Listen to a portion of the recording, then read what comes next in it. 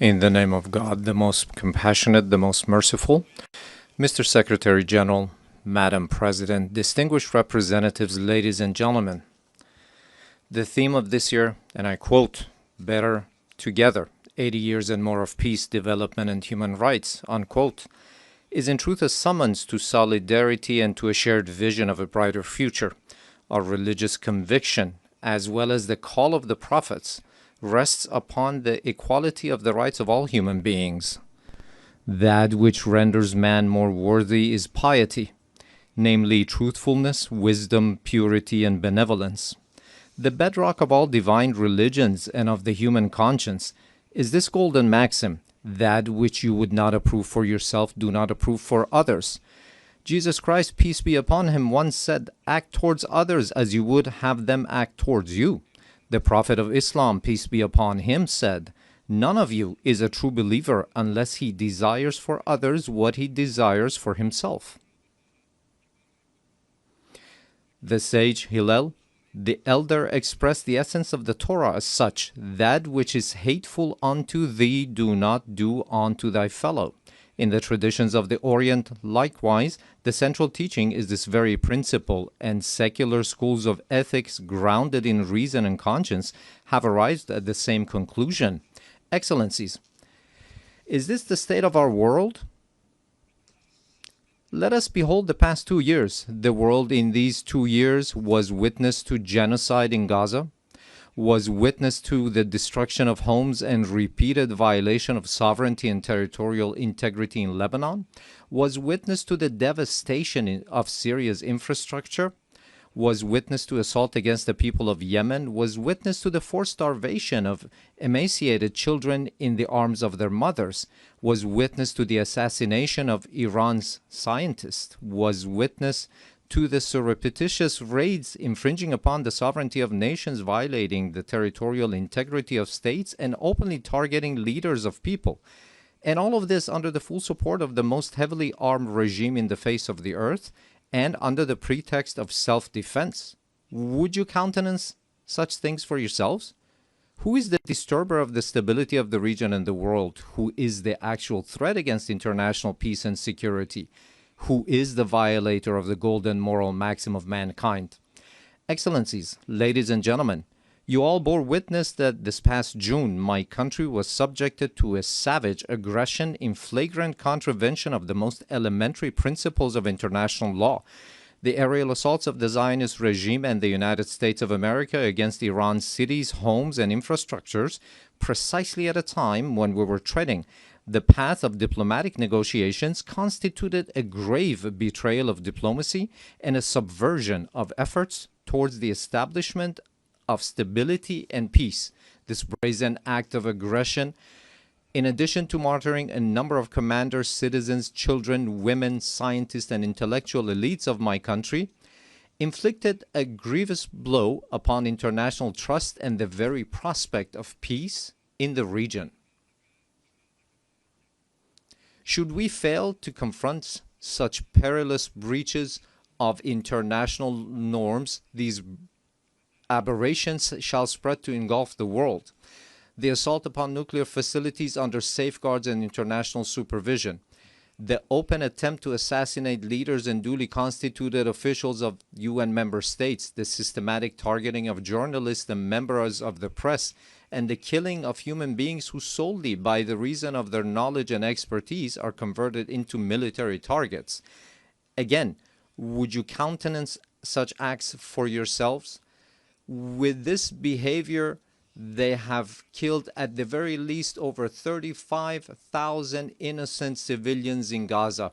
They have deprived them of food, drinking water, medication, and proper health care. Those who have perpetrated such crimes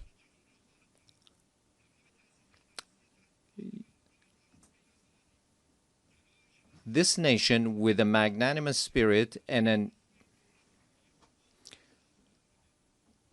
the systematic targeting of journalists and members of the press, and the killing of human beings who solely by the reason of their knowledge and expertise are converted into military targets. Again, Would you countenance such acts for yourselves? Those who have perpetrated such crimes must know that Iran, the most ancient continuous civilization upon the face of the earth, has ever stood steadfast against the tempests of history. This nation, with a magnanimous spirit and an eternal will, has time and again demonstrated that it shall never bow before aggressors.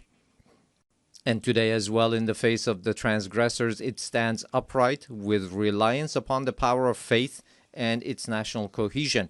In this 12-day defense, the patriotic and valiant people of Iran laid bare before the aggressors the fallacy and self-delusion of their arrogant calculations. The enemies of Iran unwittingly fortified the sacred national unity. The people of Iran, despite the most severe, protracted, and crushing economic sanctions, psychological and media warfare, and persistent efforts to sow discord, at the very instant the first bullet was fired upon their soil, rose in unison in support of their valiant armed forces, and today they continue to honor the blood of their martyrs. Here, in the name of all Iranian people, I extend my heartfelt gratitude to all personalities, nations, governments, and international and regional organizations that stood in solidarity with Iran during this war. Ladies and gentlemen, today, after nearly 2 years of genocide, mass starvation, the perpetuation of apartheid within the occupied territories, and aggression against its neighbors, the ludicrous and delusional scheme of a greater Israel is being proclaimed with brazenness by the highest echelons of that regime. The scheme encompasses vast swaths of the region. The map itself lays bare the true intentions of the Zionist regime, intentions that have, of late, been openly endorsed by its criminal prime minister. None in the world is secure from the aggressive machinations of this regime. It is manifest that the Zionist regime and its sponsors no longer even content themselves with normalization through political means. Rather, they impose their presence through naked force and have styled it peace through strength. Yet, this is neither peace nor power. It is nothing but aggression rooted in coercion and bullying. But we envision our powerful Iran alongside powerful neighbors within a strong region with a radiant future. A future in which we stand together against a grand project that imposes genocide, destruction, and instability upon the region. A future in which collective security is assured through genuine mechanisms of defensive cooperation and joint response to threats. A future in which human dignity and cultural diversity are cherished as foundational values. A future in which collective development is realized through joint investment in infrastructure and modern sciences. A future in which energy security and the equitable use of vital resources from the pillars of economic stability. A future in which the environment is safeguarded for posterity. A future in which national sovereignty and the territorial integrity of states are regarded as non-negotiable principles, a future not in pursuit of peace imposed by force, but founded upon strength derived through peace. In such a strong region, slaughter and bloodshed shall find no place. It is for this very reason that my country has, for many years, been among the staunchest advocates of establishing a region free of weapons of mass destruction. Yet those who themselves possess the largest nuclear arsenals and who in flagrant breach of the NPT make their weapons even deadlier and more destructive have for years subjected our people to pressures on the basis of spurious allegations. Last week, 3 European states, having failed through a decade of bad faith and thereafter by supporting military aggression to bring the proud people of Iran to their knees, at the behest of the United States of America, sought by means of pressure, coercion, imposition, and manifest abuse to reinstate against Iran the Security Council resolutions that had already been terminated. In doing so, they set aside good faith. They circumvented legal obligations. They sought to portray Iran's lawful remedial measures taken in response to the United States' withdrawal from the JCPOA and to Europe's breach and utter incapacity as a gross violation. They falsely presented themselves as parties of good standing to the agreement, and they disparaged Iran's sincere efforts as insufficient. All of this was in pursuit of nothing less than the destruction of the very JCPOA, which they themselves had once held as the foremost achievement of multilateral diplomacy. This unlawful measure, which has also met the opposition of certain members of the Security Council, possesses no international legitimacy and will not garner the approbation of the international community. I hereby declare once more before this assembly that Iran has never sought and will never seek to build a nuclear bomb. We do not seek nuclear weapons. This is our belief based on the edict issued by the supreme leader and by religious authorities. Therefore, we never sought weapons of mass destruction, nor will we ever seek them. Whereas those who disturb the peace and stability in the region lies in Israel, but Iran is the one that is being punished for those actions. There is a poem that roughly says something to the effect that someone in one side of the world does something to disturb the peace and someone else is punished for those actions. Ladies and gentlemen, the Islamic Republic of Iran welcomes peace and stability. We believe that the future of our region and of the world must be built upon cooperation, trust, and shared development. In this framework, Iran supports the peace process between the Republic of Azerbaijan and the Republic of Armenia and hopes that its outcome shall be enduring and serve as a foundation for improved relations between these two neighboring states. Iran also hopes that the efforts to bring an end to the war in Ukraine may result in a just and lasting agreement between Russia and Ukraine and bring solace to the human suffering caused by this crisis. Iran welcomes the defensive pact between the two brotherly Muslim countries, the Kingdom of Saudi Arabia and the Islamic Republic of Pakistan, as a beginning for a comprehensive regional security system with the cooperation of the Muslim states of West Asia in the political, security, and defense domains. Finally, Iran condemns the criminal aggression of the Israeli regime against Qatar, which resulted in the martyrdom of a number of Palestinian and Qatari nationals, and declares its support and solidarity with the government and people of Qatar.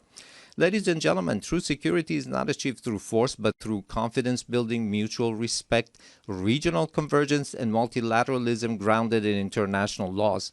Based on this foundation, a call upon all to practice listening to one another instead of raising voices, to re-examine the intellectual premises of polarization and political violence, which today ensnares not only the international community, but also renders societies internally with tension and turmoil. To uphold as the common denominator of all beliefs and cultures the principles that whatever we do not approve for ourselves, we should not impose upon others, instead of distorting concepts and narratives with biased interpretations.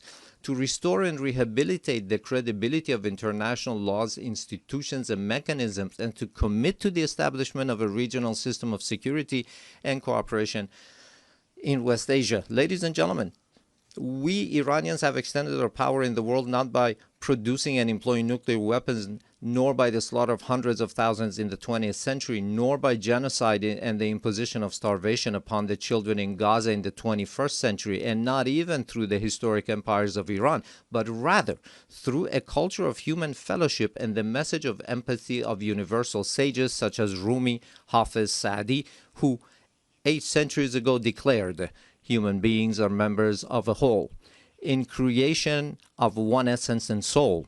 If one member is inflicted with pain, other members uneasy will remain. If you have no sympathy for human pain, the name of human you cannot pertain. Those criminals who bully by murdering children are not worthy of the name human being, and assuredly they shall never prove to be trustworthy partners." Relying upon its time-honored tradition of altruism and human fellowship, Iran is a steadfast partner and a trustworthy companion for all peace-seeking countries, a friendship and a partnership grounded not in fleeting expediency, but in dignity, trust, and a shared future. We, the upright people of Iran, by standing firm against lawless marauders, have surmounted with honor the injustices, discriminations, and double standards imposed upon us. And today, with an opportunity-oriented outlook, we have transformed this historic achievement of the Iranian people into a platform for a leap toward a hopeful future. Let us together with you turn threats into opportunities. I thank you.